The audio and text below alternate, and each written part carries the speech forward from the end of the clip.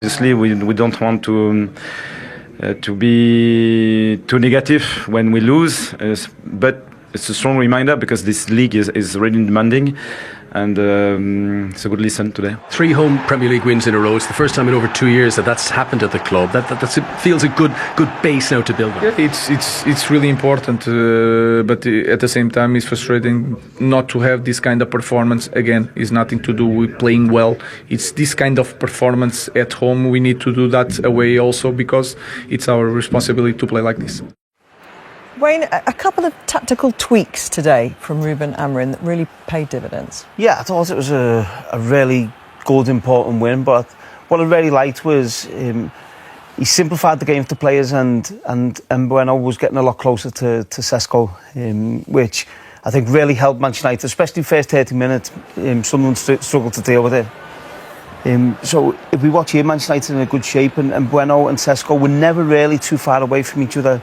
When Manchester United were attacking, and then what this means is because they're close to each other, the 3 Sunderland defenders here closest to them have to stay with them, and then that frees up the space for Ahmed to get at the Sunderland fullback in a 1v1 situation, and now they're both in the box, both ready to try and get a sniff of a goal, and it doesn't pay off this time, but the intentions were there right from the start. Nothing special, long ball up to Sesko, who I think does this really well, and Bruno making the run in behind, as we seen against Chelsea when Sanchez got sent off, and I think this caused Sunderland problems all afternoon. It's a little bit scruffy, and it looks a little bit scruffy, but it's causing Sunderland problems. Sesko gets the ball in a good area to Bruno, and he should do better with the finish, and then Cunha comes on and nothing changes. Ball up to Sesko, Cunha running in behind, Sesko doesn't even touch the ball.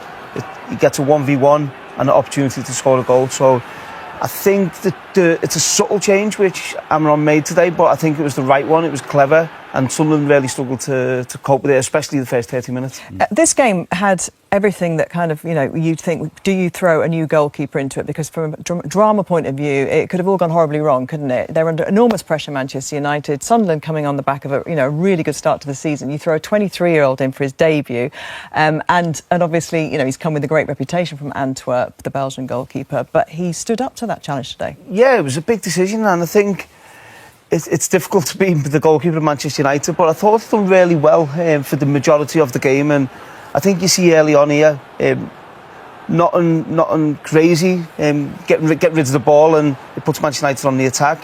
And when you want your goalkeepers to make a save, he's in a good position. He sees the ball and makes a save he probably should make. And this was the one hiccup he had in the game where he makes the wrong decision. He comes out, and on another day it could cost him and Manchester United. But I thought in the main he done a lot of good things. He had 5 minutes to go. He makes a good save, which stopped it from being a nervous 5 minutes. And then what everyone wants when the ball goes in your box, you want a keeper who can come and command, catch the ball. And I thought it was a good, solid debut for him.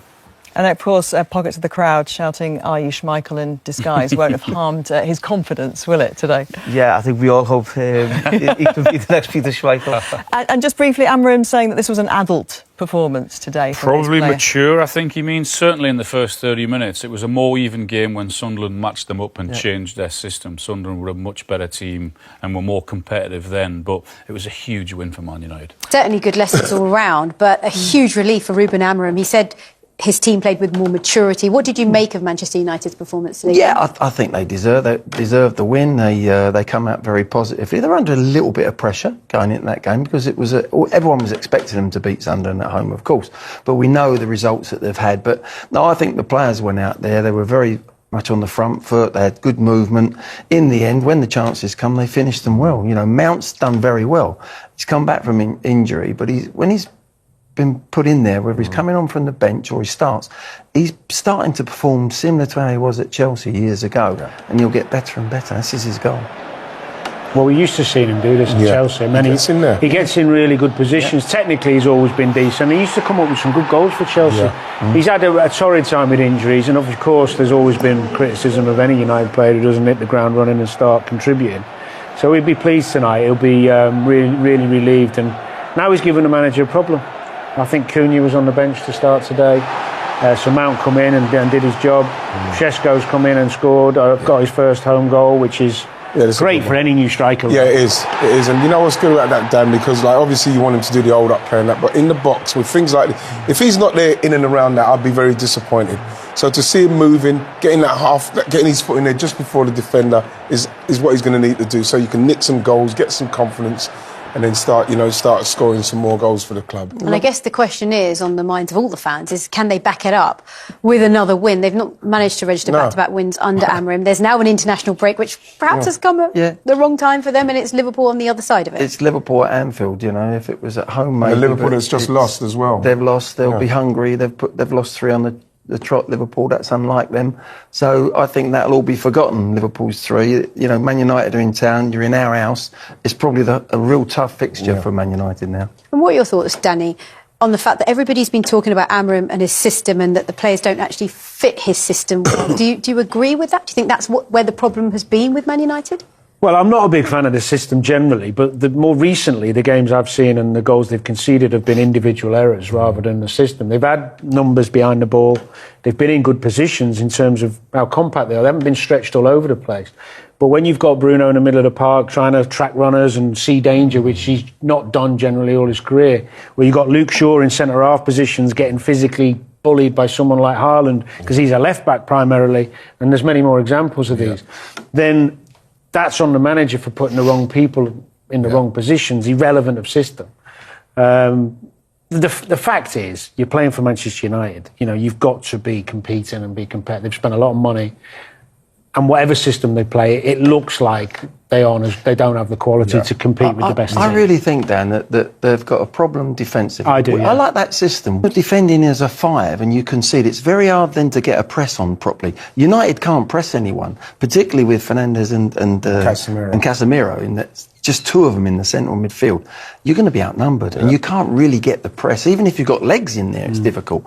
So, but with the ball, they did it to Liverpool last year. It's the best I've seen them do it. Even Arsenal first game. Arsenal first game. Yeah.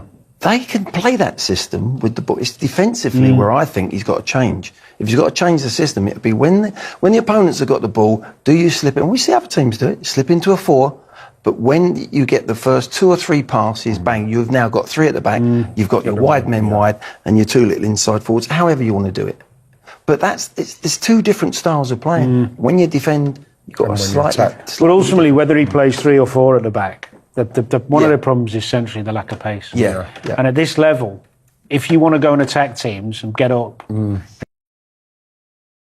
Manchester United cruised to a rare comfortable home Premier League victory as goals from Mason Mount and Benjamin Sesko secured a 2-0 win over Sunderland on Saturday.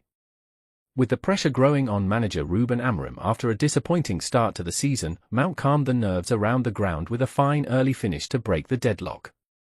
United continued to dominate, with a spectacular save from Sunderland goalkeeper Robin Rofes preventing Bruno Fernandes from adding a sumptuous second before Sesko netted his first Old Trafford goal after 31 minutes.